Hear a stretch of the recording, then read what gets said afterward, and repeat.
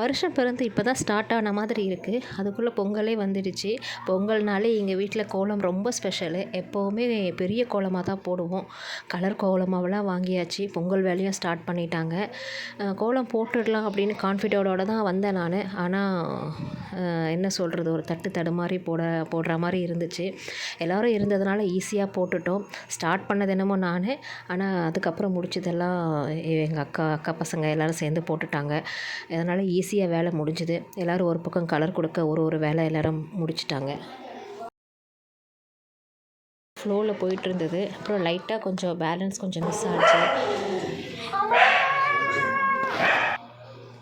அக்கா கோலம் முடிச்சிட்டாங்க.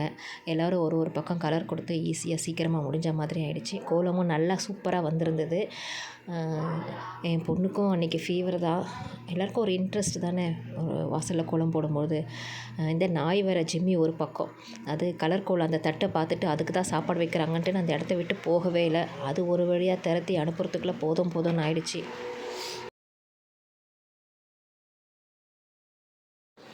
எல்லோரும் கலர் கொடுத்து சீக்கிரமாக ஈஸியாக முடிச்சிட்டாங்க வேலையை.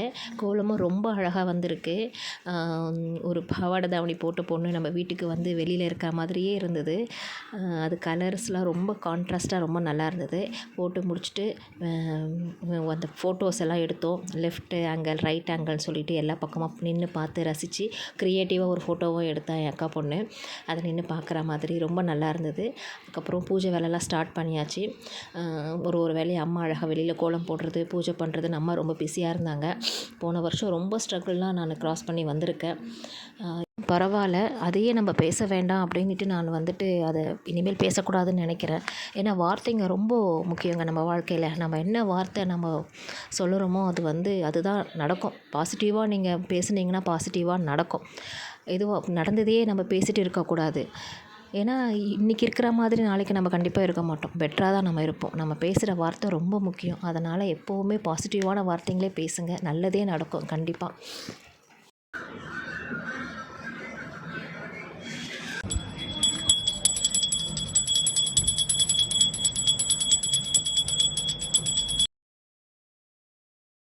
ஒரு தடவை சாமி கும்பிட்டாச்சு.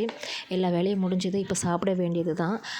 நல்ல ஒரு வாழை இலையில் சக்கரை பொங்கல், சுட சுட சக்கரை பொங்கல், வடை, உருளைக்கிழங்கு பொரியல், சாம்பார், சாதம், ரசம் எல்லாம் சுட சுட ரெடியாக இருந்தது. சாப்பாடெலாம் சாப்பிட்ட பிறகு சமத்துவ பொங்கல் கொண்டாடினாங்க வீட்டாண்ட.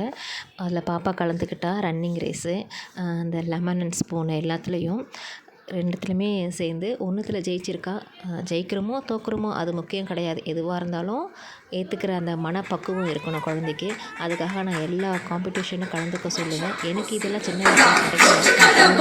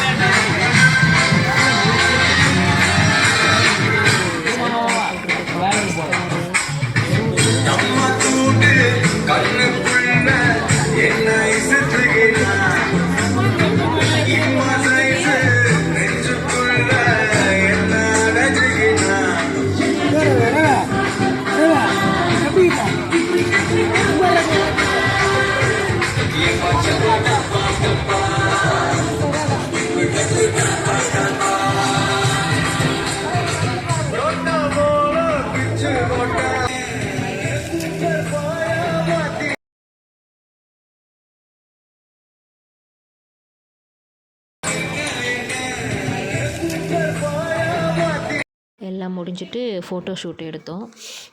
ஃபோட்டோ ஷூட் இல்லாமல் ஒரு ஃபெஸ்டிவலும் எங்களுக்கு இல்லை. ஃபோட்டோ ஷூட்லாம் எடுத்து முடிச்சுட்டு டான்ஸ் ப்ரோக்ராம்ஸ்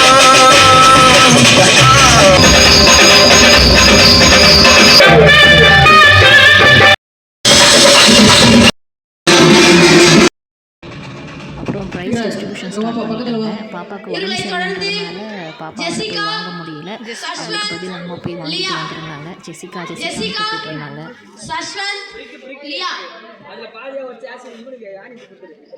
ஜெசிகா எங்களுக்கு ரொம்ப நல்லா போச்சு. உங்களுக்கும் நல்லா போயிருக்கும்னு நான் நம்புகிறேன். எல்லோருக்கும் இனிய பொங்கல் நல்வாழ்த்துக்கள். எல்லோரும் குடும்பத்தோடு ரொம்ப சந்தோஷமாக இருங்க. பாய்.